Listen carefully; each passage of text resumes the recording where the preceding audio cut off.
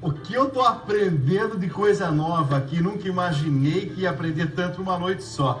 Dr. Lafayette Lage, ortopedista, que hoje vai falar sobre recapeamento do quadril, formado em microbiologia pela Universidade de Kansas, nos Estados Unidos, pesquisador do grupo de quadril do Instituto de Ortopedia e Traumatologia do Hospital das Clínicas, aqui em São Paulo. Doutor, seja muito bem-vindo, muito boa noite. Muito obrigado, Dalcides. É um prazer estar aqui com você, junto com esse público maravilhoso que você tem. Olha, quadril, tô vendo aqui que, assim, isso aqui faz parte, assim, de uma grande preocupação na medicina. Por quê? Por que essa importância toda do quadril? Bom, antes de mais nada, o quadril ele sustenta, eu vou dizer que é o nosso motor principal. Você dá o primeiro passo, sai da musculatura do quadril. Se você travar os dois quadris, a pessoa não anda, ela vai andar que nem um pinguim. Então é o nosso motor, né? E que dá a nossa estabilidade. Então o quadril é toda essa estrutura aqui da bacia, a bacia, né? A gente chama a estrutura aqui de bacia e aqui é o quadril. O quadril é a junção do fêmur com a bacia, né? Ele é muito importante, principalmente você manter ele saudável para que ele não se quebre quando você envelhecer. Manter saudável significa o quê? Na minha cabeça só vem uma coisa, fazer exercício. Fazer exercício. Fazer exercício, boa alimentação, Tá. Tomar sol. A vitamina D é feita na pele, tomar sol para evitar a osteoporose. Porque quando você tem a osteoporose, pode pegar e ter uma fratura. Né? Quando os pacientes te procuram, em geral, assim, reclamando de alguma coisa referente ao quadril, qual que é dor, não estou conseguindo andar direito, do que mais eles A queixa, muitas vezes, muitos pacientes se queixam de dor nas costas, dor na região lombar, dor na região glútea. Muitos deles precisam de travesseiro entre as pernas para dormir melhor. Muitos deles já fizeram cirurgia de coluna e não melhoraram. E às vezes, então, eles vêm às vezes com um negócio que a gente chama de sinal do C, né? Ele vem dizendo a região aqui da cintura está doendo, mas às vezes a dor é lombar. Então nem sempre uma dor nas costas é problema das costas, pode ser do quadril. Por causa esse nervo aqui, ó, aqui tem um nervo que é o ciático, que dá um curto-circuito geral. Então a pessoa pode ter dor na coluna, pode ter dor na região glútea e pode ter dor no joelho. E dor no joelho, principalmente em criança, pode ser problema de quadril. Doutor, você está falando aqui do ciático, eu já tive dor no ciático, mas aí irradia pela perna inteira, não é assim? Isso, a lombociatalgia sim, quando você tem uma hérnia de disco aqui em cima, pinço ciático aqui, às vezes vai doer sua perna. Sim. Isso é ciático. Mas muitas vezes o quadril está irritado, ele está inflamado, existe uma cápsula, né? Essa é uma cápsula que tem aqui. Então essa região aqui, se você olhar aqui, ó, baixa um pouquinho mais que nós vamos ver. Isso aqui é a cápsula do quadril que produz um líquido sinovial. Isso aqui se inflama, né? O que tem atrás da cápsula? O ciático. Se inflama, o ciático pega o ciático e desce lá para baixo. Então confunde tudo, desce para baixo ou sobe para cima. Certo. E muitas vezes, por falta de examinar direito, que é um problema muito sério hoje em dia, né? O médico atende muito rapidamente, é impossível você fazer uma consulta em 15 minutos. Você tem que primeiro ouvir a queixa, tirar a história, ouvir atentamente quais os fatores que causaram isso, como que isso começou, que a gente chama de queixa e duração, a história pregressa da moléstia atual. Daí investigar, interrogatórios sobre os diversos aparelhos, antecedentes familiares, antecedentes pessoais, medicamentos em uso.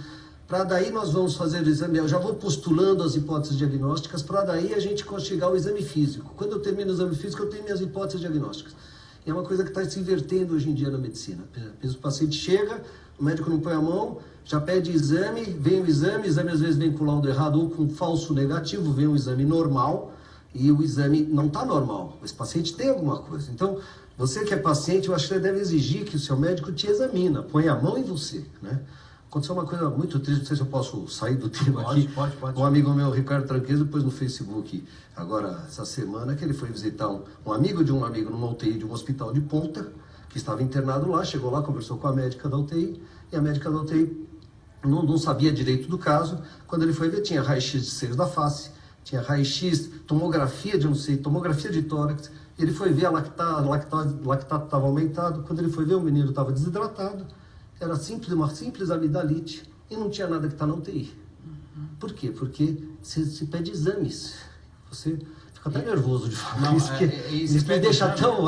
Não que os exames, a tecnologia seja muito bem-vinda, mas esse lado mais prático, né? É impossível você fazer uma consulta em 15 minutos. Doutor, olhar para o paciente. Pois é uma queixa, a coisa mais frequente que eu tenho para o paciente é: nossa, nunca fui examinado, nunca puseram a mão em mim. Então, de exame físico, só pelo exame físico, você mata 80%, 90% dos problemas. Meu pai era ortopedista, né? Meu pai foi o primeiro ortopedista oficial do Brasil.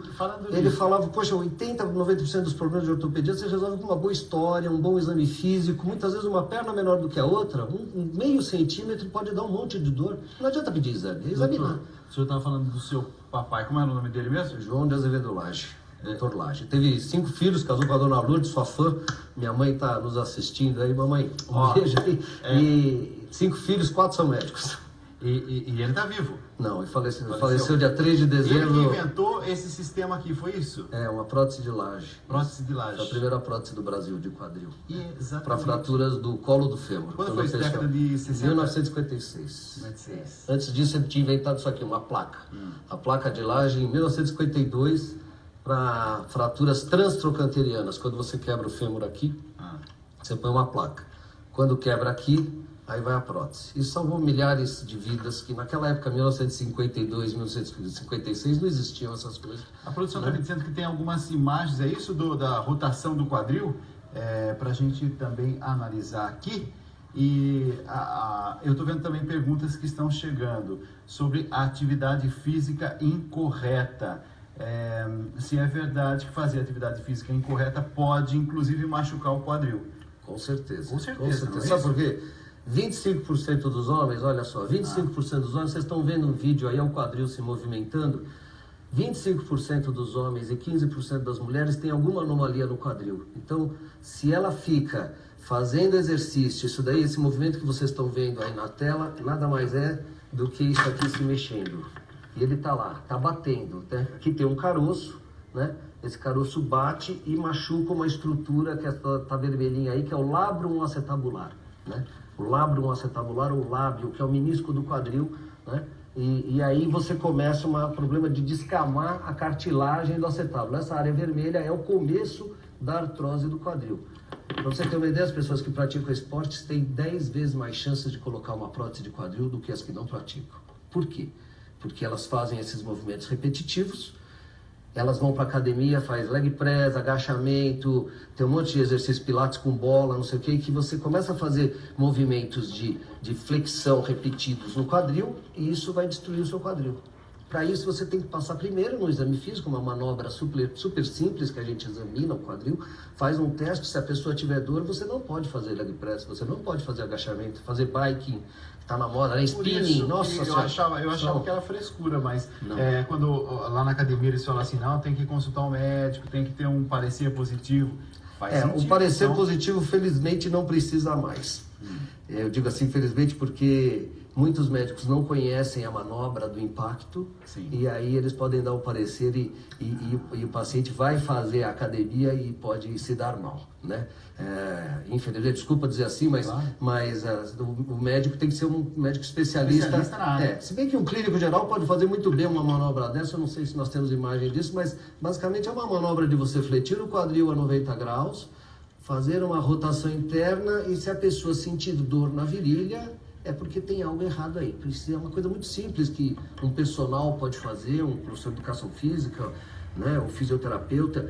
E se a pessoa começa a sentir dor, dores que não existiam, que surgiram na academia, pare de fazer aquele movimento e vai ver o que é.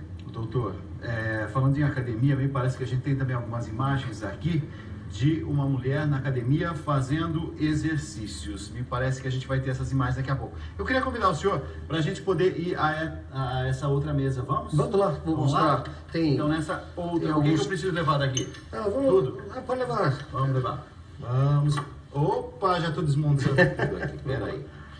Opa, eu fiquei aqui com... o mais confuso. Vamos lá. Peraí. O doutor vai passar desse lado aqui e vai mostrar a mesa para nós. É isso, doutor? Isso. Então vamos lá. Basicamente, às vezes as pessoas ficam falando, né, prótese de quadril. A cirurgia de prótese de quadril é uma das cirurgias mais gratificantes da medicina, considerada a segunda melhor.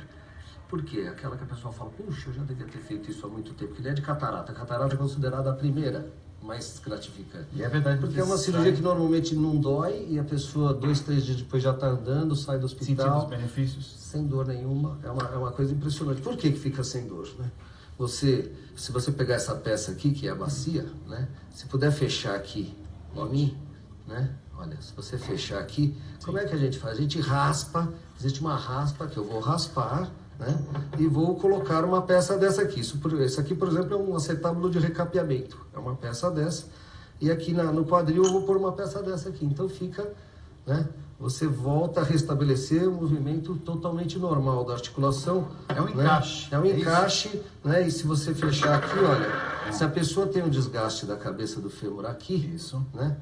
Desgaste da cabeça do fêmur aqui, você simplesmente descasca, tira alguns milímetros de osso e coloca isso que é o recapeamento, que deveria chamar recobrimento também, porque você recapear é quando você coloca a mesma, por exemplo, recapeia um pneu porque é borracha sobre borracha. Aqui é um recobrimento que você está recobrindo o metal em cima de um osso, né? Ao contrário da maioria das próteses que você pega e corta um osso que não é doente, você arranca tudo isso aqui e coloca uma peça dessa, né? Você vai colocar, inclusive aqui está a medula óssea, olha a medula que o Dr. Padilha estava falando essa aqui é a medula óssea, né? A medula que produz o sangue. Quando a pessoa tem leucemia, ela toma remédios para leucemia. A leucemia pode dar uma necrose da cabeça do fêmur, por causa dos medicamentos. O tratamento de HIV pode dar necrose da cabeça do fêmur. Então, muitas vezes precisa pôr uma prótese, né? E aí você coloca uma peça dessa aqui, por exemplo. Então, você coloca isso aqui, você pode pôr... Aqui é uma cabeça, né? De cerâmica, você pode pôr cabeça de metal, né? Você pode tem vários modelos de próteses, né? Você pode ter uma prótese aqui com cabeça de metal com polietileno. Esse é um tipo de prótese. Aqui, ó. Essa peça é o polietileno, né? Pode ser uma prótese de cerâmica, por exemplo, essa peça toda aqui, né? Pode ser cerâmica, polietileno, tem mil materiais. Colocado isso, por exemplo, aí para o resto da vida esse material é durável. Se a prótese for bem colocada, em geral as próteses hoje em dia têm materiais muito, muito duráveis, provavelmente essa prótese não vai precisar mais ser trocada. Agora, se ela não for bem colocada, ou o paciente pode ter alguma reação ao material que a prótese libera, porque tudo gasta um pouquinho, né? Ela pode ter alguma reação e essa prótese pode eventualmente necessitar ser trocada. A grande vantagem da Resurface é a facilidade da troca. Certo. Se eu precisar trocar essa prótese aqui, eu corto aqui e vou colocar isso aqui. Né? Essa é a grande vantagem. E permitir uma vida totalmente normal e a vantagem tem um caso, por exemplo, de rejeição ao material? Tem. Isso pode acontecer, mas é raríssimo. Eu diria para você que é menos de 0,1% de paciente que, por exemplo, pacientes que não se adequam aos debris liberados, né? De uma prótese de metal, mas isso pode acontecer com uma cerâmica polietileno, com uma cerâmica, e pode existir rejeição, pode existir infecção, às vezes um pré-operatório não bem feito, se a pessoa tem uma cárie, uma infecção urinária, vai fazer uma prótese, aquela bactéria que está na cárie aqui, vai lá na prótese e pode infectar. Mas é uma cirurgia que permite restabelecer uma vida totalmente normal, né? Que não deve se adiar, porque as pessoas falam, não, espera mais alguns anos, esse conceito acabou. Por causa que os materiais que nós temos hoje em dia... É isso que eu ia perguntar para o senhor. Não tem, por exemplo, a questão de idade. Qualquer idade, mas, na verdade, quando a gente fala de ossos, o enfraquecimento, então a quebra, a gente está falando de pessoas, em geral, mais idosas. Não, mas, por exemplo, uma necrose, por exemplo, uma leucemia. Você pode... A criança, no momento que ela teve a maturidade esquelética... Eu tenho um paciente de 16 anos que eu fiz prótese, de 18, 20 anos. Não tem por que ficar esperando.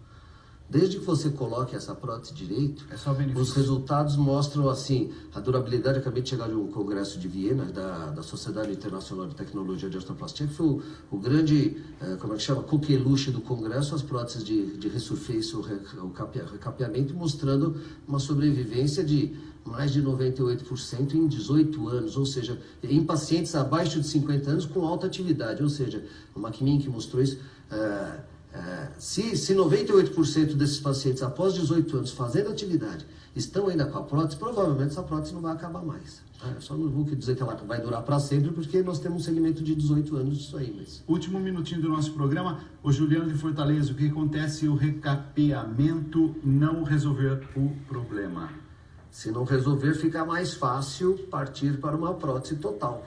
né? Que é aquela prótese que você corta o colo do fêmur e faz uma Substitui prótese tudo. total. Fica muito mais fácil. Então, uma das vantagens do recapeamento preservar o estoque ósseo é facilitar a segunda cirurgia, que a gente chama de cirurgia de revisão.